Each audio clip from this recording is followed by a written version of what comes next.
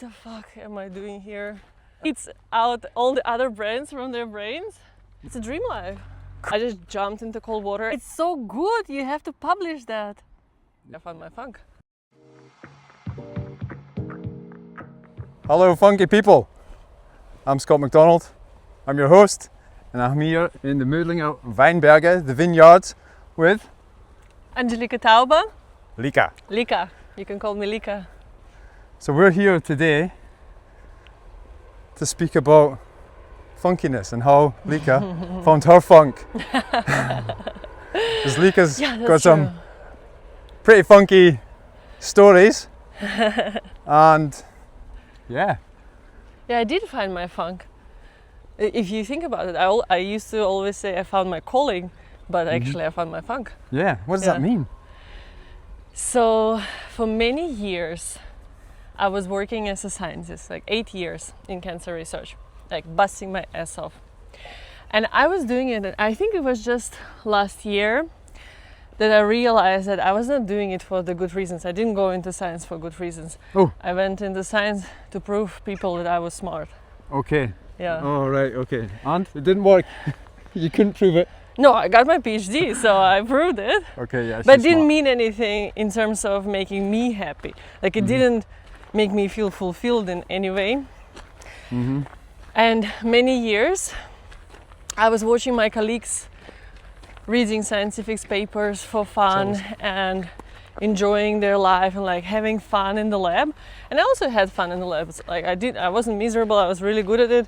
We had great publications, but I was always wondering if I would spend 14 hours, 16 hours a day that I spent in the lab working for somebody else, how would my life would look like if I actually spent all the time and energy working for myself. Yeah, it felt like you're giving so much and you never get the credit for it. And also it was not like the perfect combination of analytical work and creative work, because when going home I wasn't reading scientific papers for fun. I was reading, I was making cakes for fun, like really gorgeous cakes. Oh, wow. Or painting for fun, or making like Christmas wreaths and all kinds of creative stuff. And then at some point I realized that I don't have to do that. Like nobody's making me do that. Nobody's holding me there. Like I'm holding myself there. Yeah. And it was 25th of December actually. Christmas Day. Christmas Day, a holy day in Austria. No Austrian would ever work. Maybe like because I'm Russian, I was like, okay, I have to go to work. I had to go to work because we work with cancer cells. Yeah. And I had to go and feed my cancer cells. Okay, yeah, that doesn't And sound like I was sitting in front of the incubator.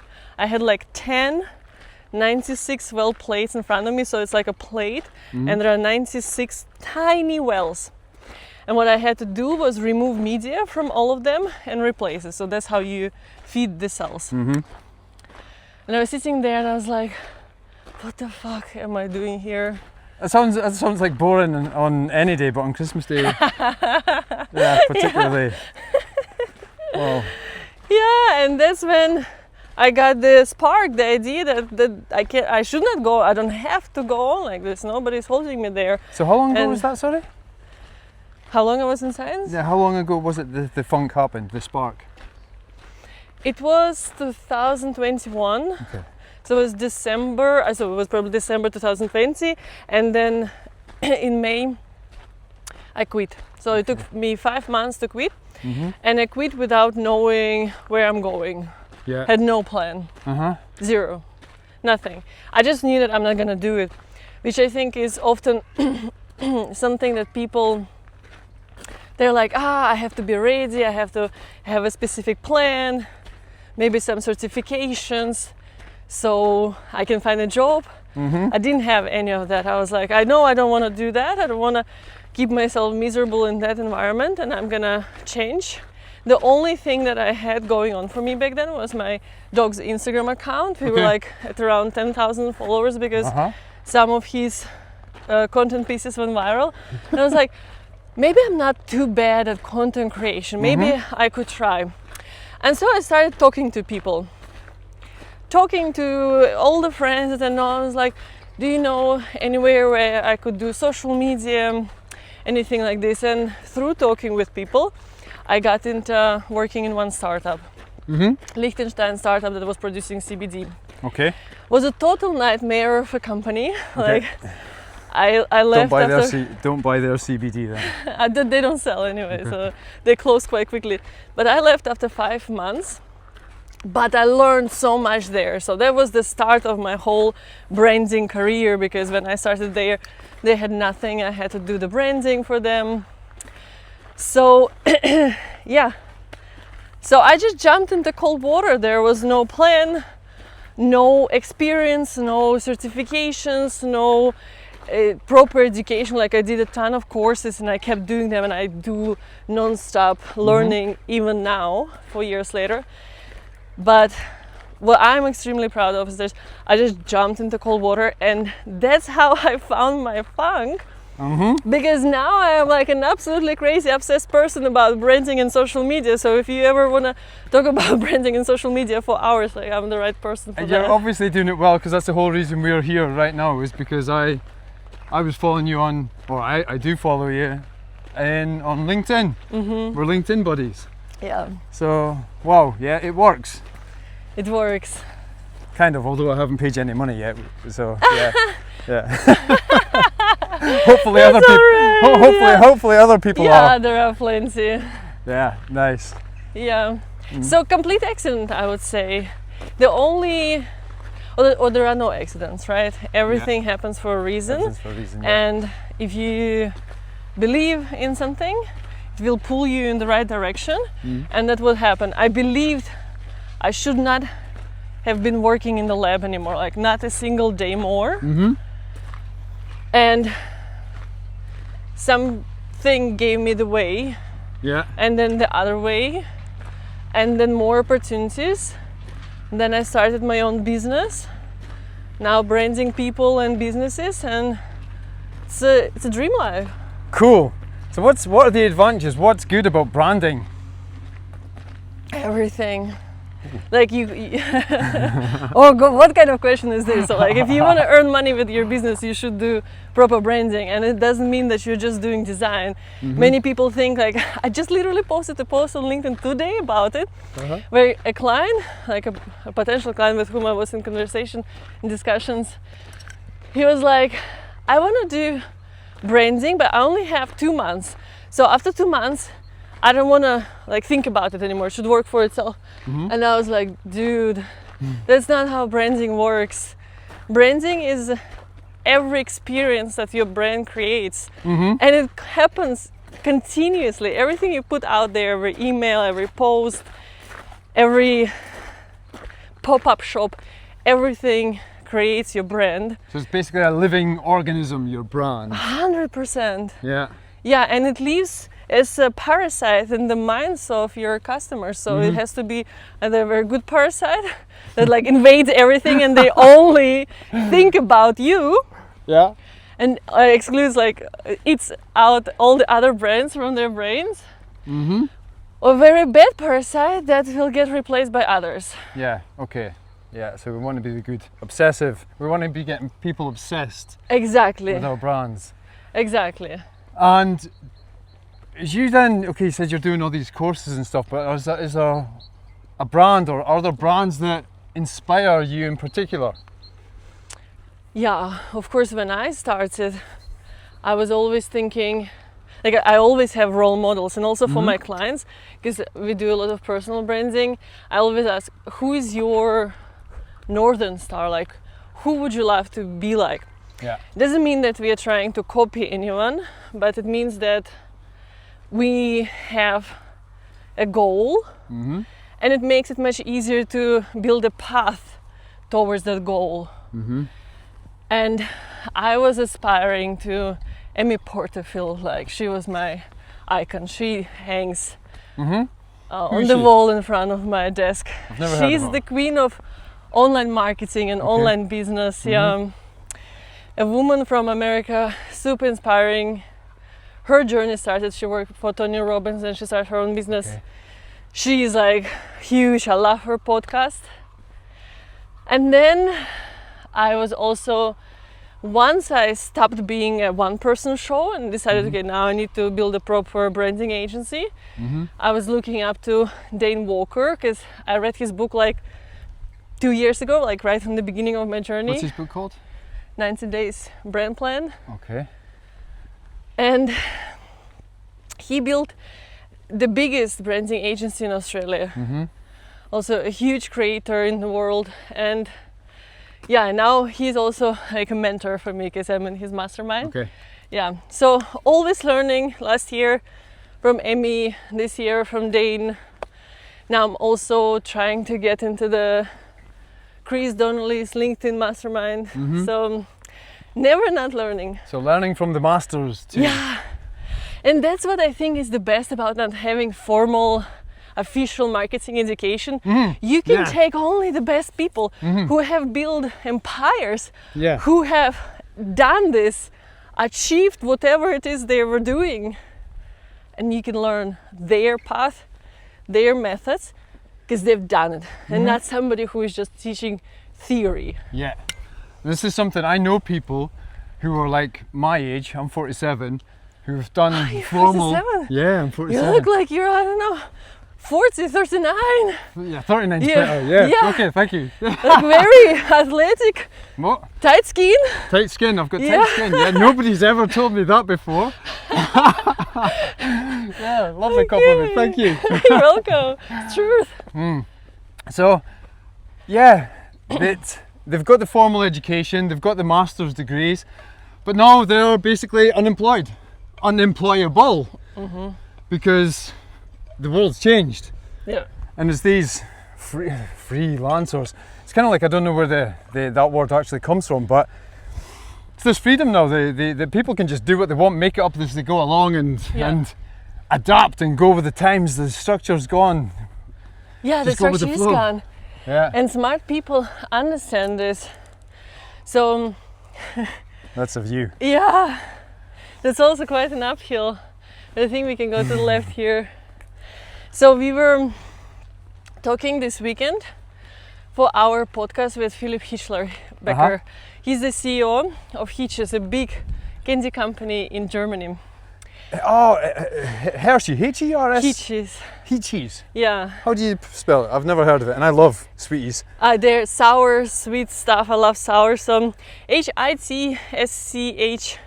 Okay. IES. Okay. Never even heard of it. Okay. So, sorry. Yeah. So, and he's a CEO, but his title for the CEO is like what it means, the abbreviation, creator, entrepreneur on tour.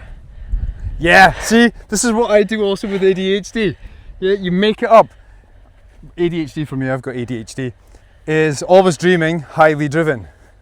Yeah, it's awesome. Write your own story, exactly. And it starts with what these letters mean. Exactly. So you don't have to label yourself and like live your life according to that label. You can completely design it yourself.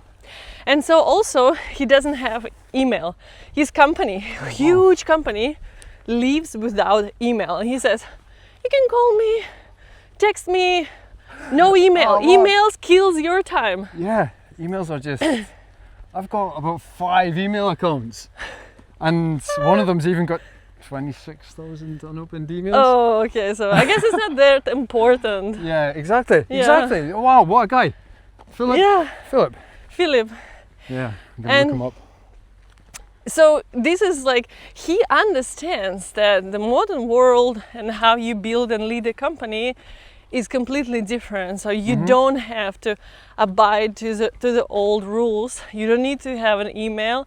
It is unstructured. He said it's total chaos. He was like, if you survive in chaos and still able to produce excellent results, this is like the perfect place to work. It was so funny. It was so interesting and also inspiring, because you can't use the same rules from 10, 20 years ago right now, with all the social media, with new channels coming up every single day, with all the AI, with the speed at which the things are happening. It's different rules, a whole new world. Yeah, that's cool. So, did you say where you met him? How did you meet him? We invited him to be a guest on our podcast last weekend. Yeah. Oh, podcast. Yeah, we also have a podcast. It's called Brand on Tour. Mm-hmm. And since me and my colleague, who is also in personal branding, Mm-hmm. we both play beach volleyball, and Okay. we play the Pro Tour in Austria. Oh, So wow. we record every time while on the stop on the tour. So the So well, in between games, you just you get the camera out and- after usually like in the evening or in between, yeah. So we had already 2 episodes at Neusiedl, Mhm. Sam, now Percha. This Sunday we will be at St. Pölten Challenger. It's a half Ironman there. Okay. But we are not running, so my husband is running, so Yeah, wicked. we're just cheering and recording. And then we will go to Innsbruck, and then we also plan to do Formula One, like my ultimate dream. Just imagine that, recording in the middle of the Formula One track, not during the race obviously, That would be a bit loud. Yeah. but like after, with all the lights and like us sitting there. So like right next to the big bull that's in the middle, there's a big iron red bull right in the middle of the track. So right. Is in Austria there is a Yeah, Red Bull? I've never yeah. been there. Oh God, yeah. I just watched the TV. Okay, but then Red Bull would have to sponsor us Yeah. if they want their bull as a Yeah. I think it's podcast. kind of hard to miss it. I mean, it's really huge. You maybe just see a little bit, but yeah, Red Bull Ring is a. You've never been to Red Bull Ring? No, Oh no. God, we should go. It's Definitely. it's beautiful. I mean, it's kind of like this. It's in the Styrian wine hills. Mm-hmm. I was at a christening once, and there's like a church basically in the middle of the track almost, and yeah, it's like almost like when the race is there. Of course, it's all fenced off and all this stuff, but sometimes it's like you really need to drive through the track, under the track, and all that because it's just like it's almost like it's built into the village. Oh, yeah, cool.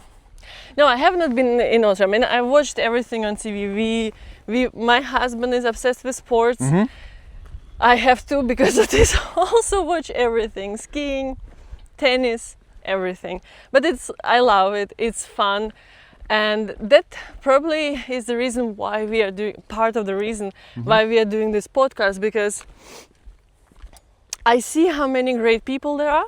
I also see that a lot of athletes make amazing entrepreneurs because Yeah. of the resilience that they develop during their athletic career, because of the ability to come back from the failures and the setbacks.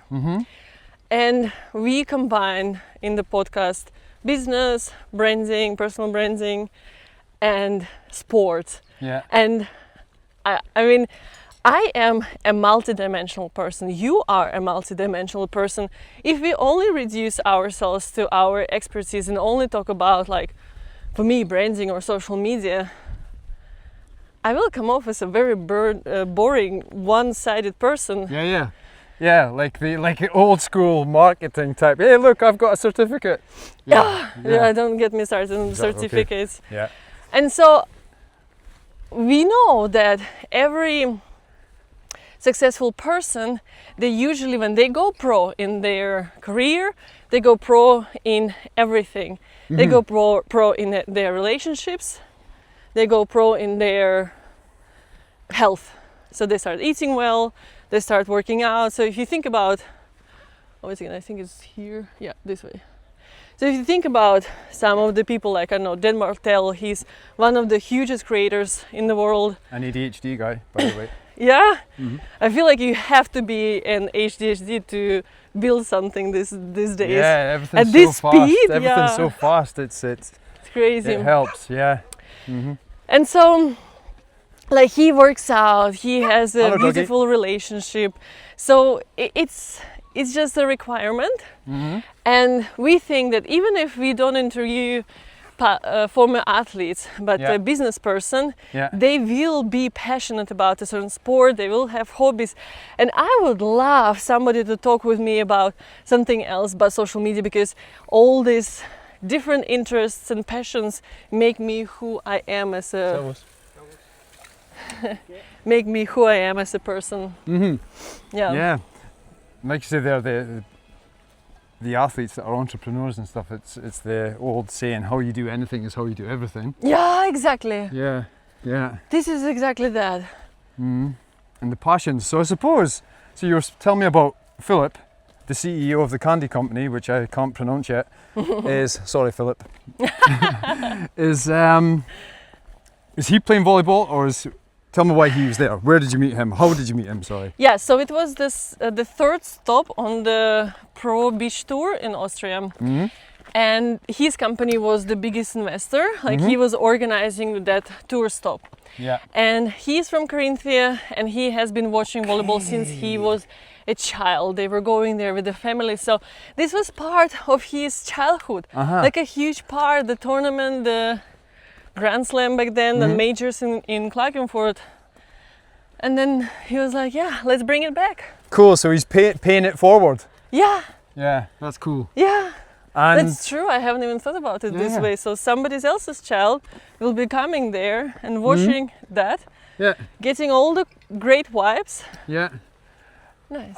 Exactly. And like you told me the other day, like you grew up in Russia, I grew up in Scotland. And in Scotland, the same as in Russia, you know, we don't really believe in being successful, and we don't wish people success. We're always trying to pull each other down and make each other small. Yeah. And I remember it was actually my mother who said to me that she thought that success is luck. It's just luck. And also that generally, like, we were kind of taught to believe that successful people are bad people. Yeah. 100%, and money is bad, and if they have money, like in Russia, my mom went through, like, I was not born yet, there was the revolution, right? There was like the Soviet Union collapse and everything, and many people got rich after that, and so the belief in Russia was that they stole the money. So every rich person must have stolen the money. That's what I grew up believing. Yeah. And it holds you back. These are these things that get anchored in our subconscious, the limiting beliefs. What we get from our childhood is a shit show that if you don't change it intentionally, you will never have a life different than your parents or different than what you had last year or the year before. Yeah. Like, I had a big unlock when I started my business, and I was like, fuck, I will never achieve what they have because I don't have the network, or I will never achieve what they have because I don't have the money, or because my mom didn't teach me the profit loss calculations, because she actually had a business until the COVID started. Yeah. She then had to close it. But I was like complaining and putting the blame on others. Yeah. Like a total victim mode. At least for a year. Yeah. I was still doing a lot. Like, people were still like, wow, on social media it looks like you're so big and you're so successful and everyone wants to work with you. But internally, I was like, I'm never gonna be there because XYZ. I didn't have the opportunities from the beginning. And I remember I was walking through a similar field with my husband, and I was crying, and I was like, so unfair. They have rich parents who can invest, and they have the network, and I don't have anything, and like, I'm never gonna get anywhere. Like, you can already like put the RIP sign on my business. Okay. Yeah. It was crazy. What I didn't realize back then is that you don't need any of those things, because you can create everything for yourself. And it might sound techy, or it might sound, like every inspirational guru would tell you, but it's really that. And once I realized that, and I realized that because I was listening to a lot of Rob Dial's The Mindset Mentor podcast. I was like binge listening. Yeah. Every time I'm in the car, I will listen from when I start the car till I get out of the car. And it was such a huge unlock that demonstrates that everything starts from your head. And what he loves saying is that abracadabra means as I speak, I create. Yes. So as you speak out loud or internally to yourself, you create your reality. Yeah. And it's not some woo-woo kind of stuff, but if you are the base of affirmations, everyone knows affirmations, everyone knows visualization, right? Athletes do visualization. We also were interviewing the top Austrian beach volleyball team on the weekend. Yeah. And the girls were like, before every game, we visualize. Yeah. If top athletes are doing it, I think there is a reason for that. Yeah, exactly, yeah. And so as you speak, you create. And so I realized that every time I want to say something negative, I have to cut it at the root and reframe. Yeah. And rephrase. And convince myself, starting from myself, not anyone around me, but myself, that this is not true, what I think, because what I think and how I behave was programmed into me by my parents, my surrounding, my teachers, and I didn't have much choice of like what I'm learning or what kind of person I'm becoming, because you are not a very conscious human being until you're like, I don't know, 25, maybe even older. Some people it takes Some people longer. never, some people never, I suppose. Yeah. And then I started noticing all of these patterns that come because of what my mom used to tell me. Like my mom's every response to, hey, can we buy that, was there is no money. Yeah. Not like we don't have money. No, she never said we don't have money. She said there is no money. So I grew up with a very scarce mindset, thinking that there is no money in the world.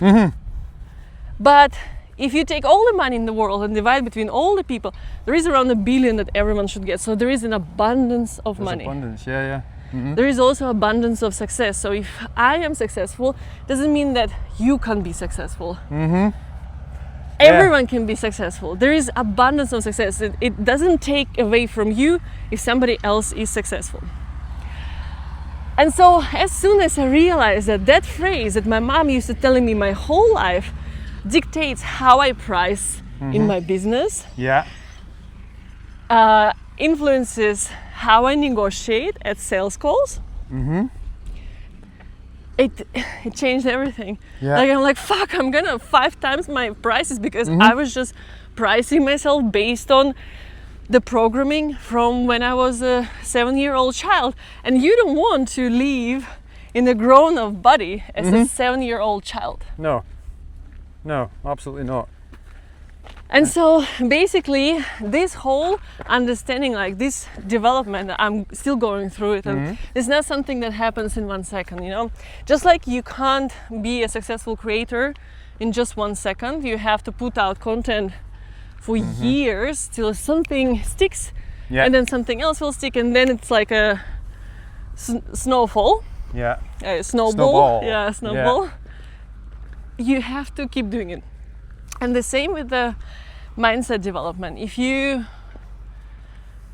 want to become, like if you have the North Star, like I said in the beginning, like if you want to become like somebody else, they didn't get there by luck or chance. They got there because they were working on their business and mindset and health and physique and relationships with people around, with like family, partners, friends. It's all part of it. So why I started with this was because while 2 years ago when I just started my business, I was crying in the field like this, saying I will never get there because I didn't have those opportunities. Now in the last year I have created such opportunities. My network exploded. Like no joke. I know such people in Austria right now, but also globally, because Austria is not big enough for me. Like I want to be big in the whole world. The household name. Ambition, reach for the stars. Exactly. And so, and every week new doors are opening, new opportunities are coming in, and I'm like, fuck, that's all that I need to do. I just needed to realize what was holding me back internally and start reframing, everyday reframing. Like I wake up before I take any phone, or even I try to do it before my husband talks to me, but usually he just comes to bring coffee and then he leaves for school because he is a director and he has to be in school like first one. Yeah. And what I do, I wake up and I set myself up for the day. So I tell myself that I'm happy, I'm grateful, I'm loving, Yeah. I'm accepting, I'm good with money. I'm brainwashing myself into believing that I'm the type of person that I want to be. Yeah. And for the last year since I started doing this, it's been crazy because I'm not that petty little bitch that I used to be with the Russian mentality who's like, she just got lucky, or that bitch, she's this, she's that, and he's that. And I don't have that anymore. And now I was telling also to Catherine, who is my podcast partner, that before, when I was in this very petty victim mindset, if Catherine would tell me, hey, I will play with this girl, Quali, because she has more points, so as a team, we will have more points, because even for playing the Quali, you get more points. Yeah. And before, I would be like, she is betraying me, she just plays with her because I'm not good enough. You know, projecting what I think about myself, not being good enough, projecting to be the reason why she's not playing with me, the qualification. I was like, Catherine, you can't imagine. Before, I would like secretly sit there and hope you make a mistake. Well, we are all human. I don't know if you never had that, but like, of that's course. what, like, you watch at other people play, you train with those people, but you're like, fuck, they are in the tournament, we are not. I hope they don't get further than the last spot. Yeah. You guys, I bet you have that. Like, we are all human. Yeah, lots of people have that. Most people probably do. I don't know, but it's like in the circles that you are now and I am now as well. It's like full of positivity, full of people like pushing each other rather than trying to hold people back and elevating each other. Yeah, and that's like my brand name. I'm the performance enhancer, but it's all about making people bigger, pushing people up. You know, Exactly. it's whatever it is that means. It's just Yeah. helping And people so grow. this weekend, I was sitting there on the sideline, being the biggest cheerleader. And I was yelling and I was like, fuck, make that point, win that point, because that will bring more points for us as a team. And another example, right before leaving for the tournament, I met with a girl who has been doing personal branding for like 9 years already in Vienna. So she has already a successful business. And I'm just 2 years in. So like, and old Lika would say, fuck, she's only so successful because she's been doing it so long and her husband is well connected and everything. But me, when I was sitting there and we were talking, we were fueled by each other. Yeah. We were energized and we saw no limits. Like there was no sky was the limit. Like sky was not the limit. There were no limits. Yeah. And I was like, fuck, let's meet regularly and fuel from each other, because this will push you, this will push me, and it doesn't matter that we are doing the same thing. Like in Russia there is a saying that every mushroom picker gets his own mushroom. So you don't have to be sad about them having those mushrooms, because if you continue looking, you will find your own mushrooms. Yeah. And so I was then talking with Catherine about this. This is incredible. Like, I'm proud that I can notice these changes of how I used to be and how I'm now. And it's not only about relationships, it's everything. It impacts business, it impacts opportunities, it impacts your online presence, your personal brand. Yeah. Yeah, and like a good example of this is with money is if you hate successful people, if you hate rich people and you think bad things about rich people, you can't attract it. It's impossible. Your subconscious is going to say, oh, money is bad. Yeah. So you can't get it. Yeah, exactly. You'd want it. You'd want the nice car. You'd want the nice house. And you'd want all the things that go with money. But really, you think it's bad. So your subconscious is always going to be pulling the handbrake.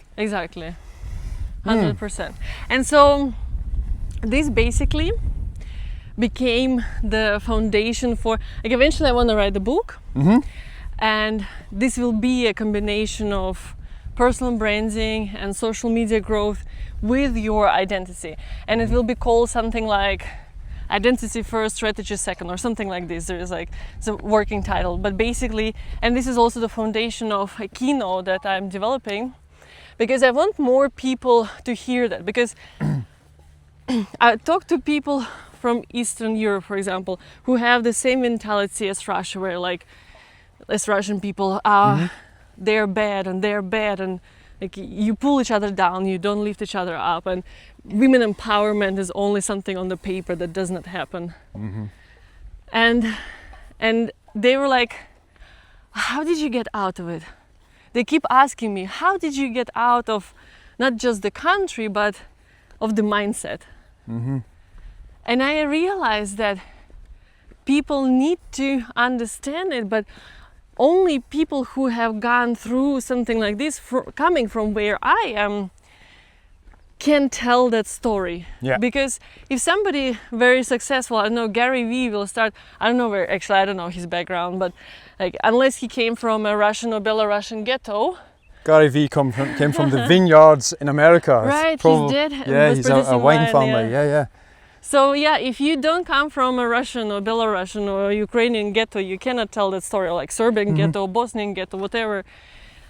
But like, I was like, yeah, that's where I come from. So if I tell that story, people will believe me because that's the truth. Yeah.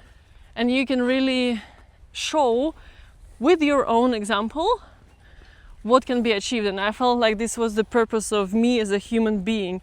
So not just build an agency and earn money, that's great, or like have followers, that's great, but to pass something forward of what you have achieved as a person, because that's no guarantee that if you come from a family with violence, alcohol abuse, your surrounding, all the friends of your parents are also alcoholic and God knows what, and so many of my classmates became drug addicted and never made it out, and like real sad stuff. Yeah.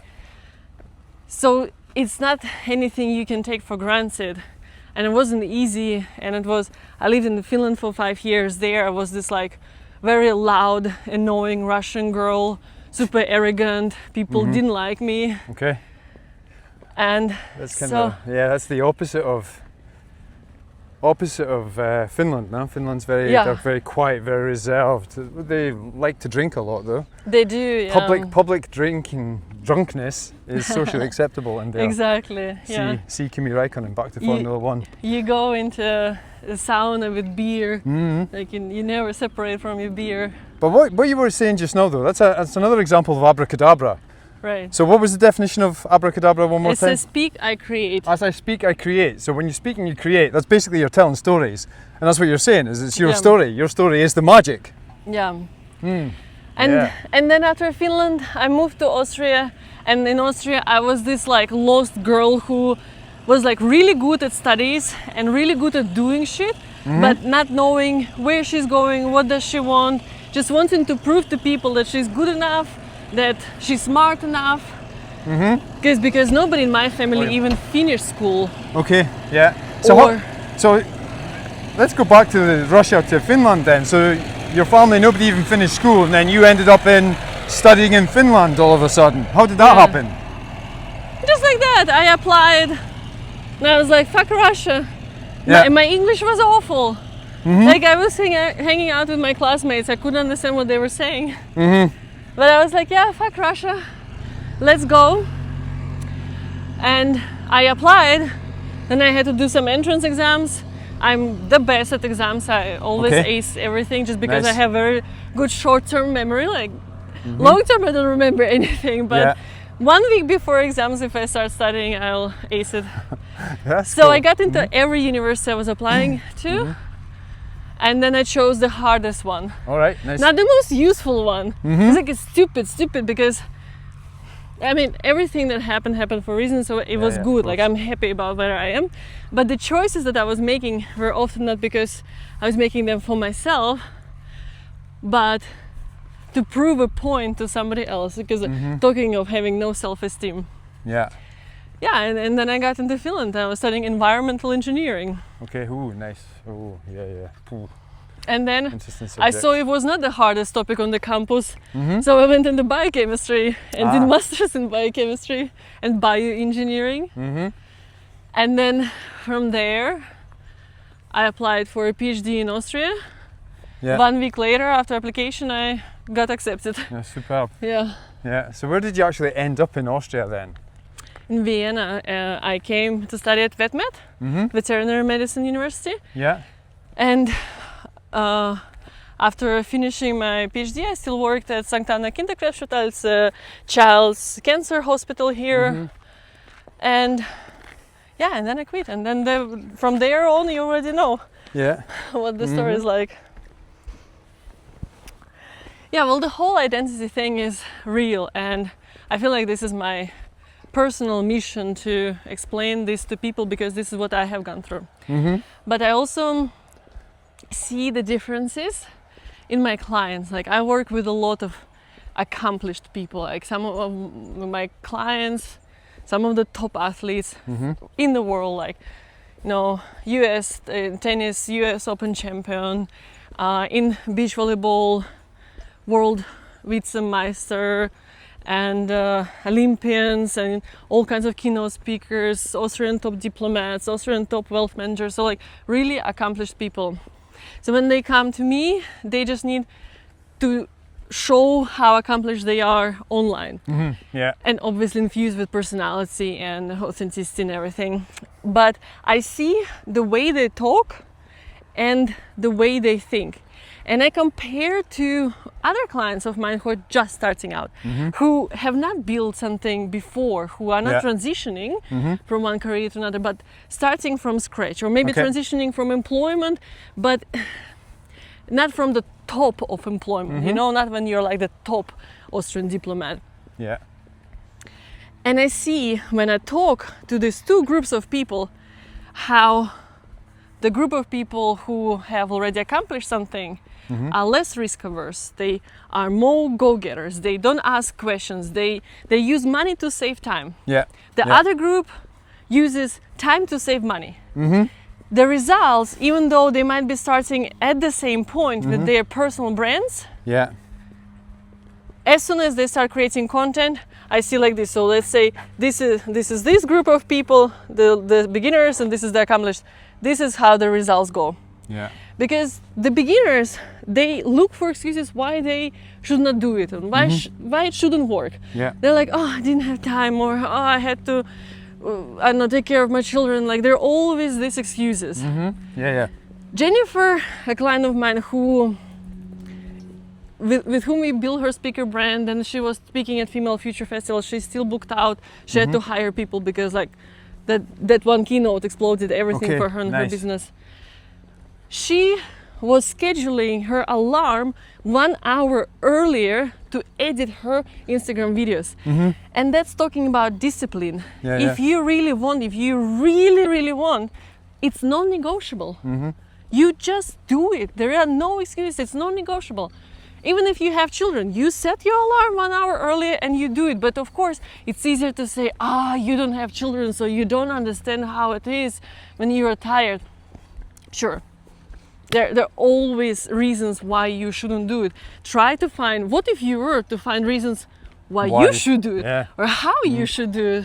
Yeah. And that's the big difference. So this is also what I want to write about and what I want to talk about, these observations that I made between these two groups of people, and basically how I put them into this specific rules of success. Which doesn't have to come from my personal experience because I'm still getting there, but I have observed it from a ton of individuals. Yeah.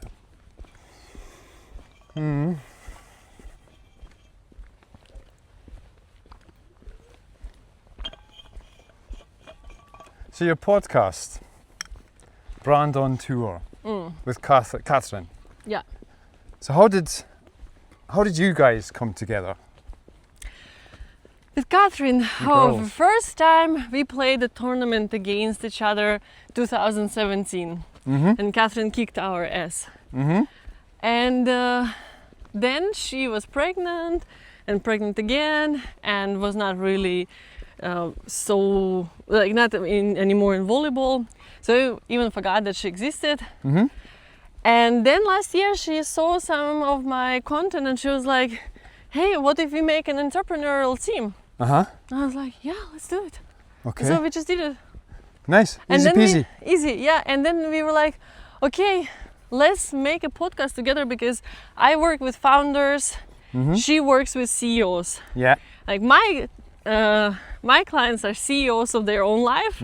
Her clients are CEOs of huge corporates. Okay. And we were like, okay, let's bring it together, these two worlds together. And we tried to teach the CEOs of corporates the freedom and the authenticity of the CEOs of their own life, the founders.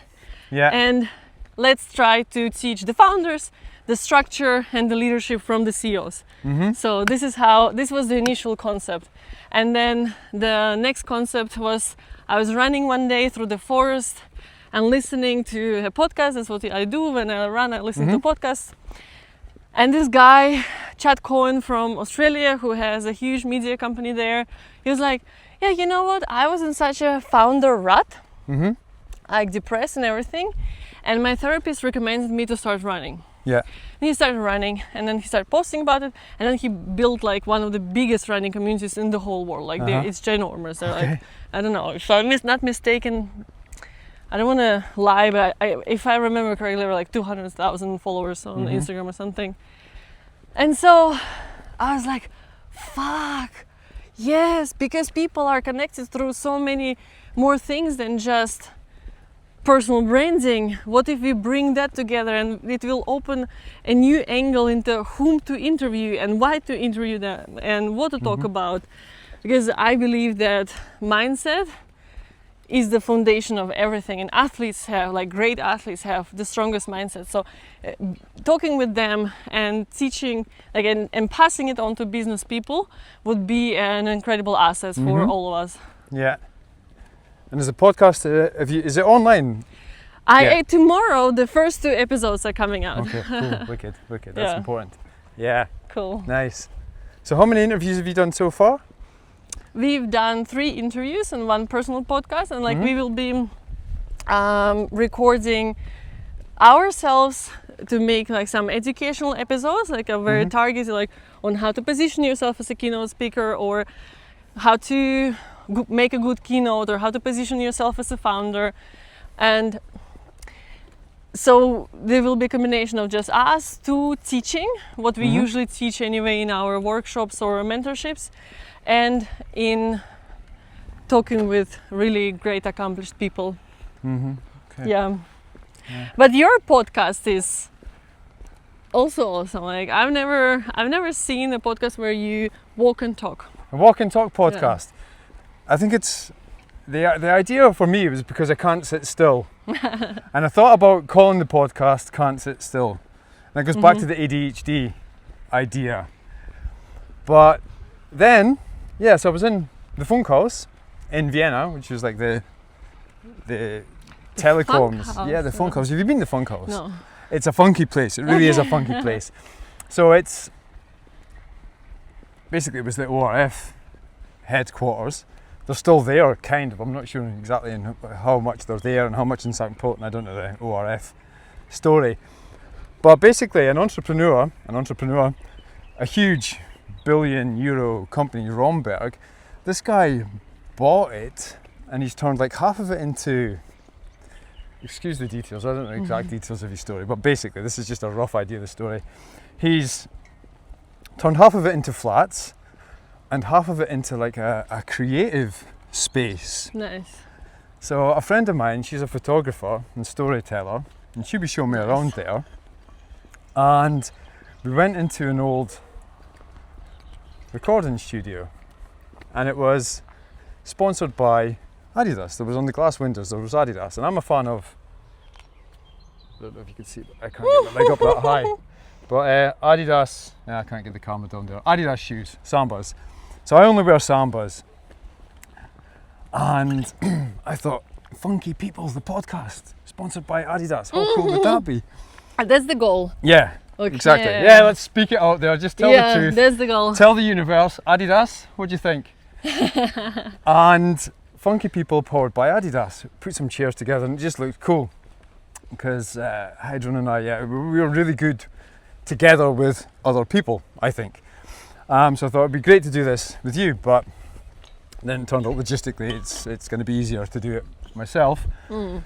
So, and then thinking about funk, the English word for funk is spark. So I was like, oh wow, yeah, just a funky, what are funky people? Funky people are, like you said at the beginning, people who've found their spark and keep on finding sparks. Like there's, boom, your spark that got you to leave Russia to go to Finland. Yeah. The next spark got you from Finland to Austria. Yeah.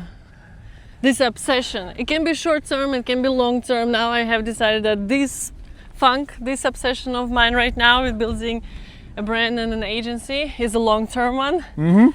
But as we go, they're like, the podcast is a new obsession and like so many things are happening and this is a new obsession and yeah, there's so many sparks and the life is beautiful. And you don't know where it's going to go, you don't know where this is going to take you. Like the stories you told me about the people you've spoken to. So you're at a volleyball event and you meet Philip, who's the CEO of a huge candy company. Yeah. Like how random is that? German Willy Wonka. Yeah, the German Willy Wonka. I'd really love to meet Philip because I really do love he's a funky person. sweeties and he sounds extremely funky. And this idea of not having emails, so yeah, just like I mentioned Adidas earlier, I'm going to mention Philip. Be bold.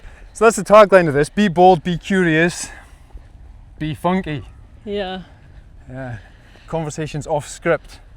What I found absolutely amazing this weekend, because we were just, as a player, you go to a tournament, you get some cheap hotel room, you eat some crappy food, you sit in the heat, wait for your game, and because of having the podcast like a medium to talk to people, to network, we had VIP tickets.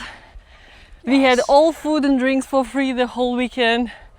We did a boat ride on Wörthersee, which is the most beautiful lake in Austria. Yeah, I know that one.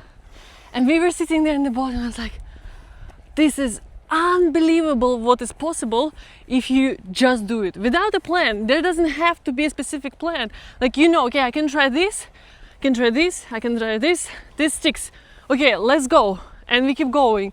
And so we tried this.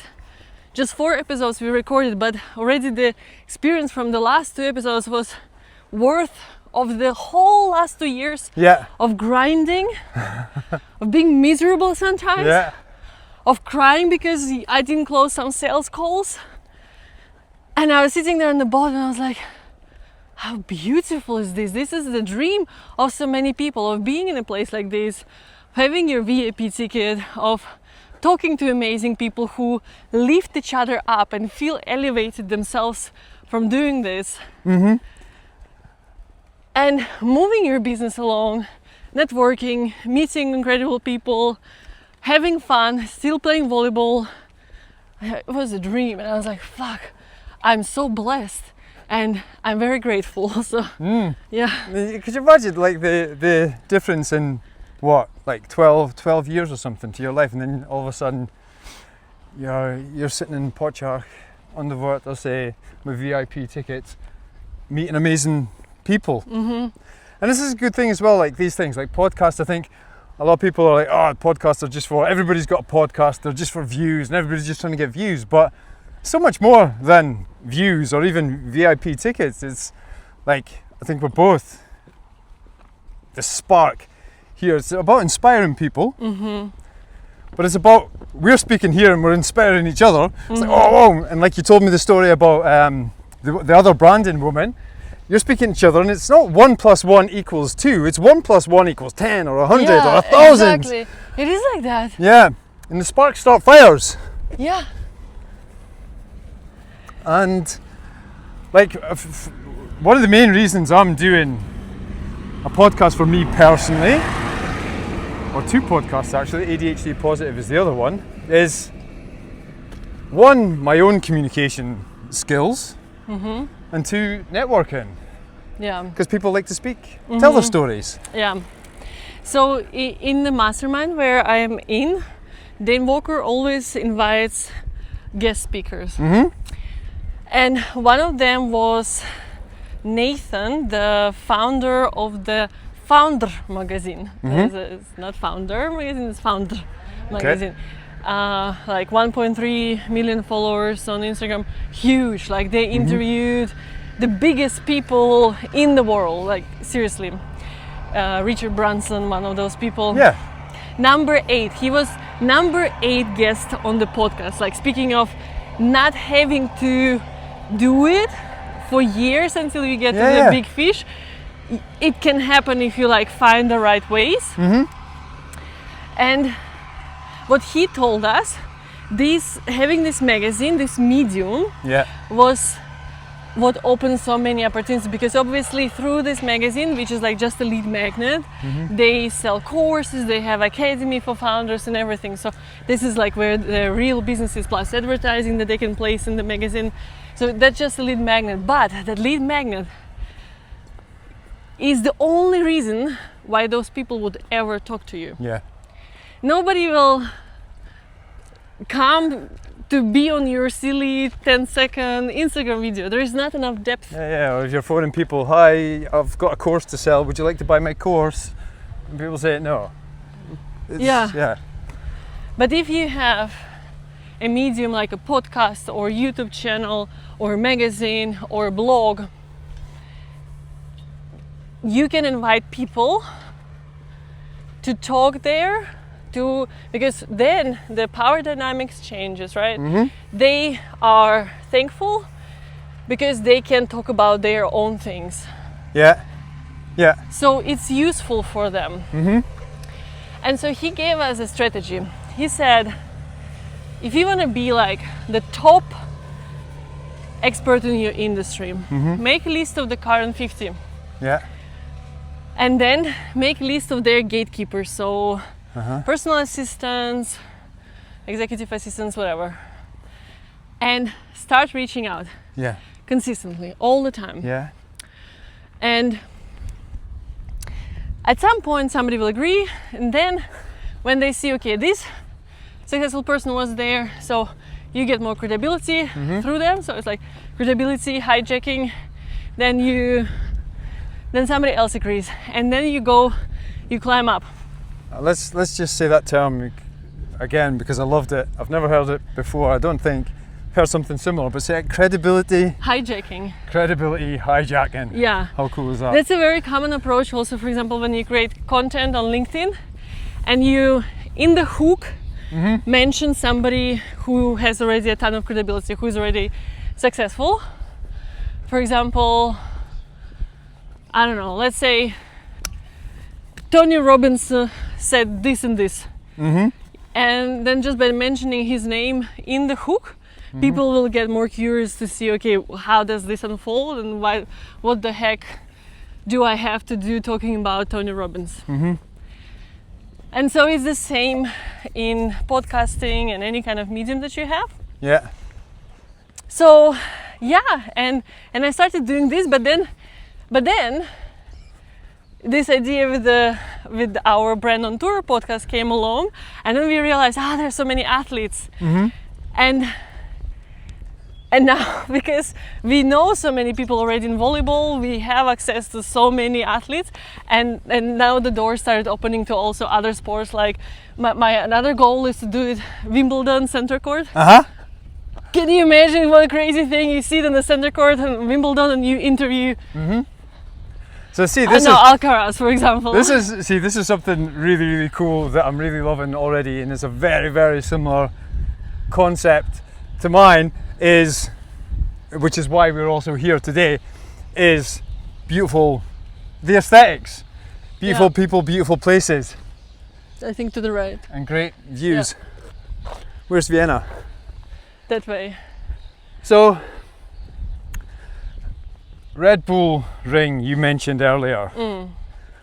Like one of my goals with the funky people, because one of the funkiest people I can think of is a hero of mine, and everybody who knows me knows that he's a hero of mine, and I absolutely really love this guy and I adore him. You can tell by the way I just said that it's true, huh?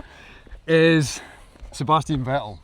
Yeah, I don't know that guy, but you tell me about him, please. Manuel, your husband, will definitely know him. For sure, he knows every athlete. He's one of the greatest Formula 1 drivers ever. Okay. He was Red Bull, he was the youngest everything. Yeah. And I own his balaclava, a very special balaclava from Monza. He cried in that balaclava. But he's one of the best people in the world, not just like a driver. Like, he did things like in Hungary, standing up for like diversity, that's the wrong word, but like gay rights, and also in countries like, where do they do the Qatar, I'm not sure, in the Middle Eastern countries, where he's actually like standing up there for women's rights and stuff, and he's not virtue signaling like a lot of people do virtue signaling, a lot of companies do virtue signaling, like he doesn't. He's getting the train around Europe to races because he believes that's the right thing to do. That's not great, because he's virtue signaling. He's been together with his wife since school, and he's hilarious as well, and he's so flirty and he's funny and he's hilarious. And he's got a house in Steiermark, I assume Styria, I assume near Red Bull Ring. So that's kind of my wish. And you see what you just said as well there is Richard Branson in 8 episodes. Can you imagine trying to get a conversation with Richard Branson by phoning people? Hi, I want to speak to Richard Branson. Why? Well, just because I think he'd be a nice person to speak to. Yeah. On my tiny podcast that just started. Yeah, and then boom, 8. So, like, in my head, see the limiting beliefs, I'm like thinking, oh, I'm gonna have to speak to 200 people and I'm gonna have to do all this fancy networking to get a conversation with my hero.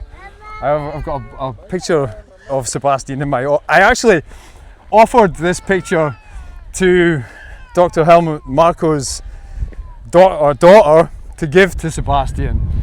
I had it commissioned by a Hungarian artist, and it's his first 2 World Championships. So when he won them, the first one in Abu Dhabi and the second one in Japan. So I have that picture, it's a beautiful picture in my office. And Sebastian, I'd love to show you that picture. I would maybe even give it to you if you're listening. Oh, you sounded so shy, like a fangirl. Yeah, I am. I'm a Sebastian Vettel fanboy. But yeah, he is. Wait, having a picture of some, like, visualization is super important. Vision board, super important. I have like a imaginary council in front of my desk. Yeah. Who's in your council? I have Arnold Schwarzenegger. Huh? Lifting your glasses was a really good idea just now. Yeah? Yeah. No, because you see you better. You want me to take off my glasses? Yeah. Okay. If you want to. Yeah, but now we are not facing the sun, so it's better. Yeah. So I have Arnold Schwarzenegger. Now we'll see the sparks. Why? Because I think back then into the days when he was working out and he was not skipping a single day of working out, and he had this board where he was like crossing out how many squats he was doing, like with huge weights, and it was like 100 squats, and I'm like, every single day, this is the discipline, this is the obsession, this is the commitment, and I'm like, this is my level of commitment. Okay. Next one, Niki Lauda. Oh, Niki Lauda. Yeah. You can be disadvantaged in so many ways. You can still build an empire, and not empire from like a cringy kind of way. A legacy, not an empire. Sorry, a legacy is much better. Yeah. So, yeah. For example, Amy Porterfield is also there because she's such an inspiring woman. For me, I learned so much from her. Like, I think pretty much everything I know about launches, online marketing, advertising is from her, email marketing. So, who else is? Chris Voss, the former FBI hostage negotiator. I love his books. I love how down to earth he is. I watch where he was on different podcasts as well. I think he was just recently on Dog. I obsess. Wait a second. It's a sign. Fast lane. Fast lane. Yeah, fast lane. Let's go. Yeah, I obsess about his negotiation tactics. I was so naive and so stupid and was doing so many things before on sales calls, on talking to people. Damn, now I'm a completely different person also in the ways I speak. I used like when a person would get triggered by whatever, and then I would get triggered by like, how dare they talk to me like this? They're stupid. Yeah. And now I apply things like mirroring and labeling. Like, it seems like you're upset about something. What is bothering you? It keeps my peace. Yeah. And it makes them feel heard and seen. And so many conversations have ended so great just because of those simple tactics. So because of his book, Never Split the Difference, changed so much in my life. Yeah. Also talking with my husband and talking with my parents and everything. This is a different, whole new world. Yeah. Yeah. Then who else is there? Grant Cardone. Yeah. Dude, I am a fangirl of Grant Cardone. 10x, be obsessed or be average. The hashtag BOB is my life now. Yeah. So BOB. Be obsessed or be average. Okay. Yeah. I am 100% on team be obsessed or be average. And I live my life every single day like this. And I know many people will say like, oh, Grant Cardone is such a douchebag. I think he's the only honest person who's been really honest about everything that he believes in. Yeah. And he's right. Yeah. Have you read his books? I have. I've got 10x. I've got it at home on my bookcase, but I've never read it. Oh, dude! But 10x is not even the best one. Okay. Like I would recommend Be Obsessed or Be Average, because well, it came out after 10x. But the problem with 10x is that he doesn't share his personal story. And in Be Obsessed or Be Average, he does talk about how he was a drug addict, how he was in rehab, how just one person decided to take a chance on him. That turned his life around. Yeah. He only shares this in Be Obsessed or Be Average because I also read Sell or Be Sold, Sell to Survive. I'm learning to sell now because this is like the foundation of business. So yeah, he's also on my council. Yeah. And the whole imaginary council idea came from reading the book on Think and Grow Rich. Yeah. Yeah. You read that? Yeah, of course. I gave it to my son at Christmas time, and I also have a council, a mastermind council. Yeah? Yeah. Who's in yours? Well, funny enough, the first two people that you mentioned are also on Really? mine. Yeah. They are legends. Yeah. Arnold Schwarzenegger and Niki Lauda. Then I have Bruce Lee. Bruce Lee, okay, don't know nothing about him. Bruce Lee, he's just a doer, and he was also like Arnold Schwarzenegger, just successful in every area in life. Yeah. Then I have Leopold Buchmeier. He was the second in command in Raiffeisen Burgenland, and he was like I taught him English like 25 years ago, and he became a mentor of mine. So he was like my first mentor, if you like. And then my grandmother is on it. She just keeps things, soft. And there was probably nobody ever who believed in me as much as my grandmother that's did. lovely. Yeah. And then Sebastian Vettel. Oh. Yeah, that's my mastermind. I think I'm going to put my mum in there too.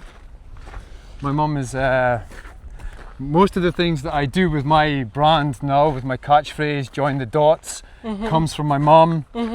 She died not so long ago of lung cancer, and she had a seizure. The cancer went into her brain, and she had a seizure, and it looked like she was dying. It was like she had dementia. She was like totally like, but then she recovered like miraculously. Everybody like thought she was taking her last breaths, and then she recovered. Yeah. But then she had the opposite. She like woke up with ADHD all of a sudden, and she was just figuring out life. Uh-huh. She was getting the answers, and she was like wandering around the house going, I'm joining the dots, I'm joining the dots, I'm just joining the dots, joining the dots all the time, and putting everything together and figuring out why things the way they were, and was finding forgiveness and be able to, oh, that's why he did that. Yeah. It's not because he's a dick, it's just because that's how it is. Right. And it was just like, oh my God. So that was like the join the dots philosophy. Yeah. And also the colours, pink and black. For me, my mum gave my kids, what do you call it? What do you call it when you die and you leave things to people? The inheritance? Yeah, the inheritance. Yeah. So like a living inheritance, and she gave the kids, she wanted to go to Disneyland with the kids, take her grandkids to Disneyland. And she wasn't fit to take them there, so she wanted to at least be alive while they went to Disneyland, Disney World. And we also went to see Messi playing football, and he was in Inter Miami, pink and black.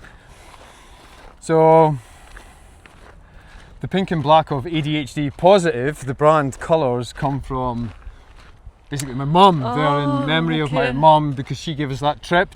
Messi is greatness. The pink heart is like the ADHD positive symbol, the secret signal in memory of my mum. Oh. And then also this, the funky, right? So the sparks.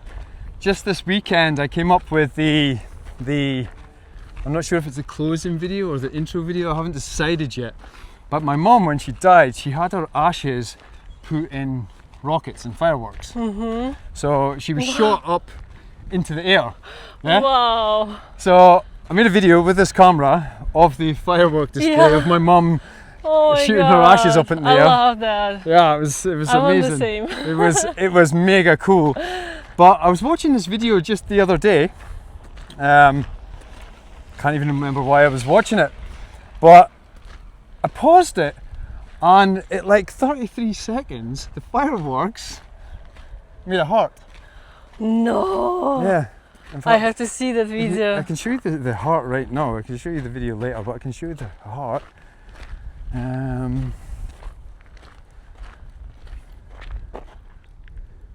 Yeah. Right. So this is where it went.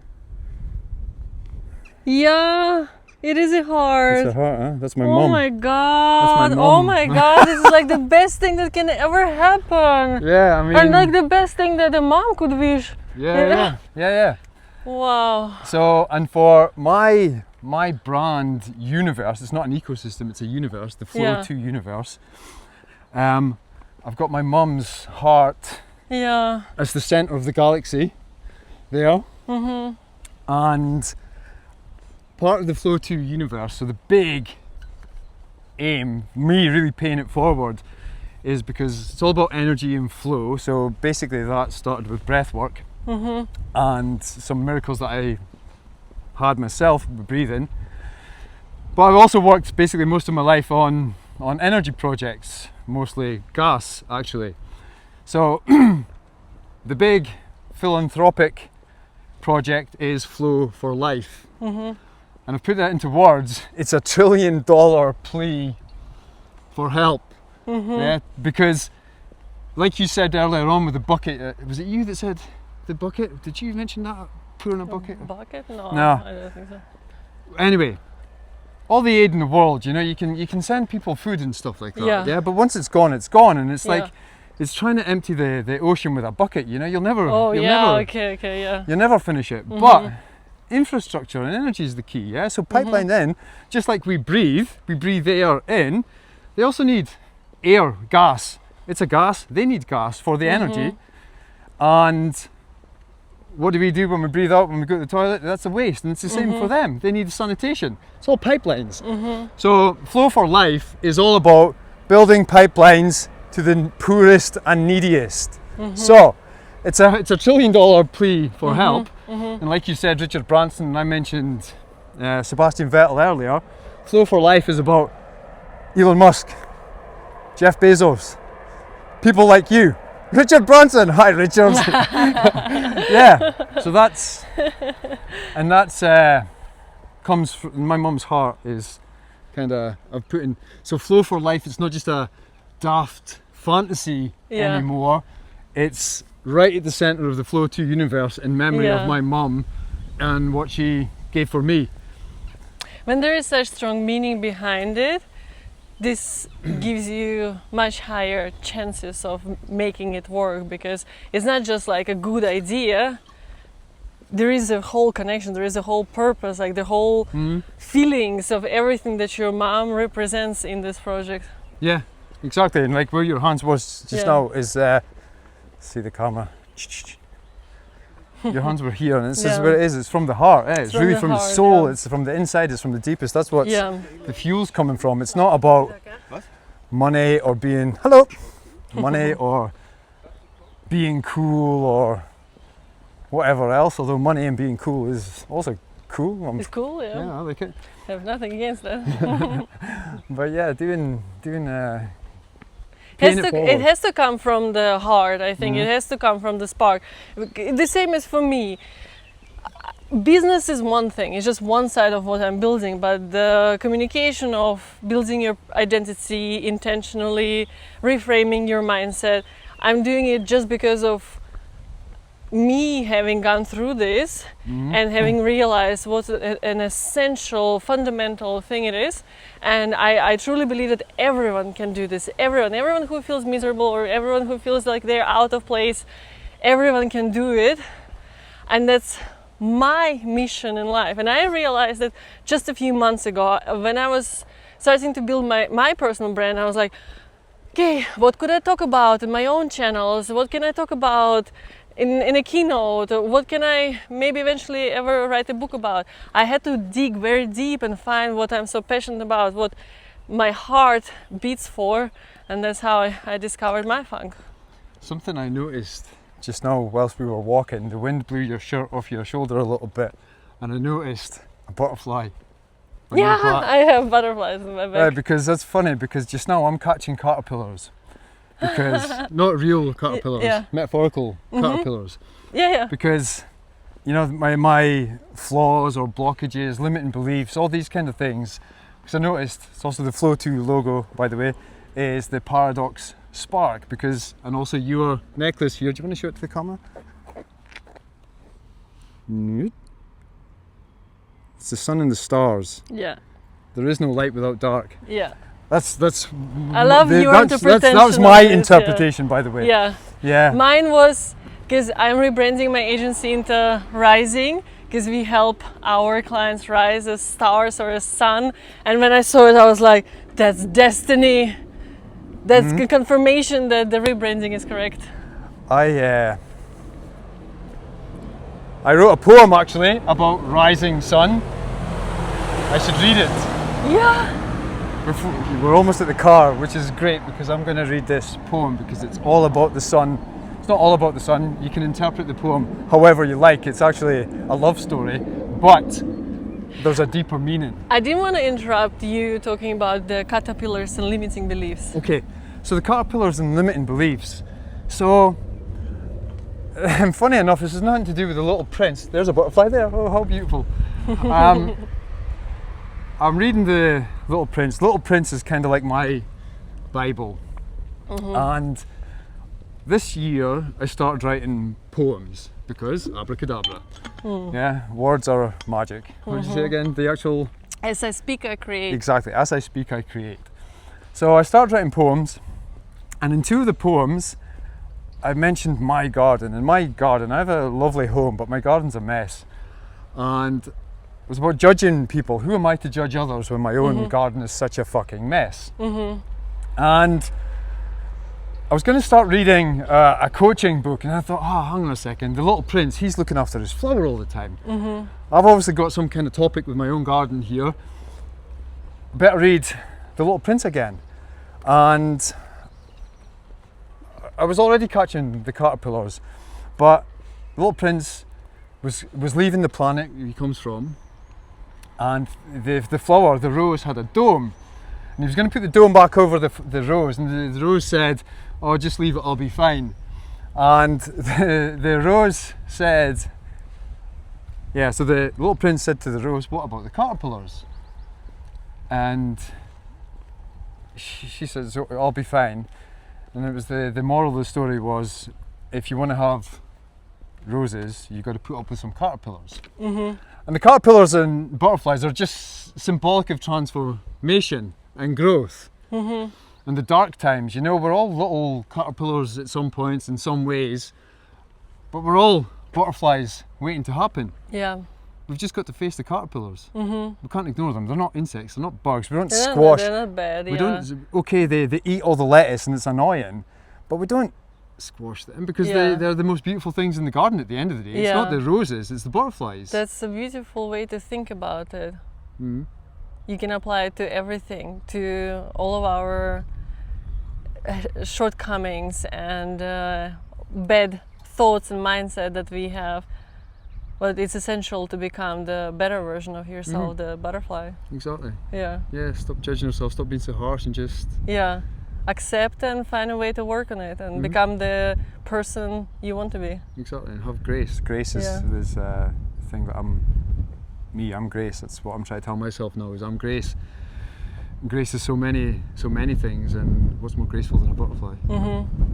Let me read the poem. Take the camera a second.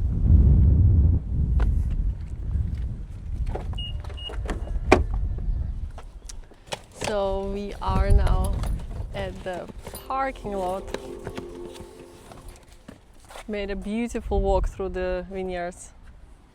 Here we have The Little Prince, my Bible. Then I have, because I'm so humble, I'm a great admirer of my own writing. I always write in moleskins. And this one, but funny enough, I normally always have something on my moleskins, but this one had nothing on it, and I put a Little Prince sticker on it.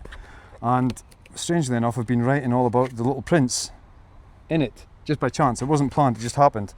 But this poem, I think it might actually be in my other book. I might have to, yeah, I'm gonna have to, it's in a different one. That's a shame. I'll read it after, I'll link it. Yeah. Never mind. What was the gist of the poem?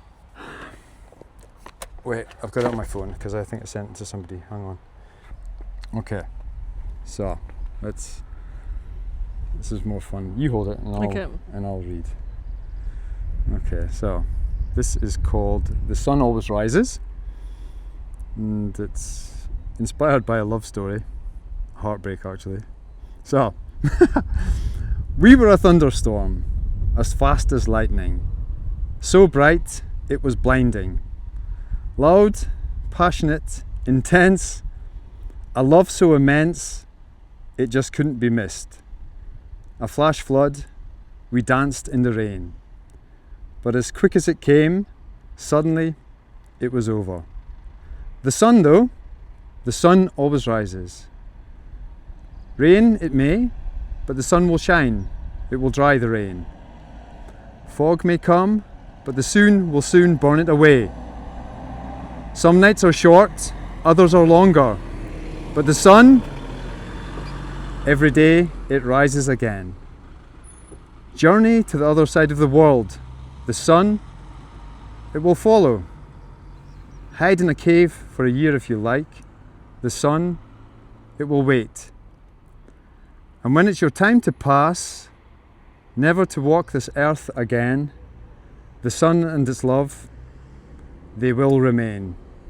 For the sun always rises. Wow, this is so beautiful. It's so good, you have to publish that. Yeah. Wow, I got goosebumps. Thanks. It started with a love story, but then continued into something personal. It's you know, it was a very intense love and a very intense broken heart, but there's different forms of love. You know, those short, intense ones, and they're the eternal loves. So it's kind of me trying to get over a broken heart. Wow, it's beautiful. It's a great poem. And it's it matches your rising and your sun. Yeah. Yeah. Anyway, we're finished now. Yeah, thank you so much for listening. Yeah, thanks very much, folks. Thanks Richard, Philip and Sebastian especially. And You were part of this yeah, conversation. thank you for inspiring us. Yeah, And we hope that maybe 1 or 2 people have been inspired by us. as well, yeah. And remember, 1 + 1 is often more than 2. Until next time, Bye. stay funky!